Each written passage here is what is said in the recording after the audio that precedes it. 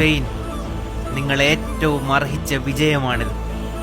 2026 FIFA ലോകകപ്പിൽ ഇസ്രായേലിന് യോഗ്യത ലഭിക്കുകയാണെങ്കിൽ മത്സരത്തിൽ നിന്ന് ഞങ്ങൾ പിന്മാറുമെന്ന് ലോകത്തോട് വിളിച്ചു പറഞ്ഞ രാജ്യമാണ് സ്പെയിൻ.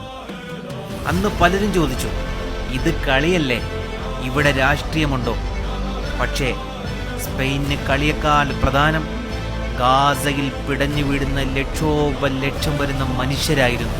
ഗാസയിൽ ഇസ്രായേൽ നടത്തുന്ന ആക്രമണങ്ങളും അമേരിക്കയും ഇസ്രായേലും ഇപ്പോൾ നടത്തിക്കൊണ്ടിരിക്കുന്ന പേർഷ്യൻ രാജ്യങ്ങൾക്കെതിരെയുള്ള യുദ്ധത്തിനെതിരെയും ശക്തമായി UN-ൽ വിമർശനം ഉന്നയിച്ച രാജ്യമാണ് സ്പെയിൻ.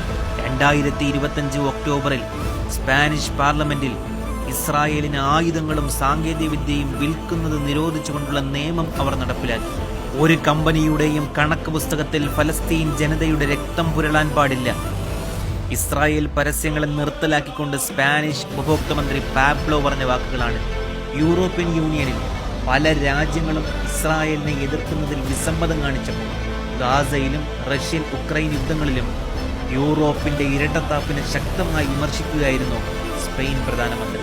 ലമീൻ യമാലിനെ പോലെയുള്ള സ്പെയിൻ കളിക്കാരുടെ പരസ്യമായുള്ള ഫലസ്തീൻ അനുകൂല നിലപാടുകൾ തന്നെയാണ് ഇന്ന് സ്പെയിനെ സപ്പോർട്ട് ചെയ്യുന്ന ഒരു വിഭാഗത്തെ ഫലസ്തീനിൽ രൂപപ്പെടുത്തിയത്. ഫുട്ബോൾ ഒരു വികാരമായിരിക്കും, അതിനേക്കാൾ 10,000 മടങ്ങ് വലുതാണ് മനുഷ്യത്വം എന്ന വികാരം.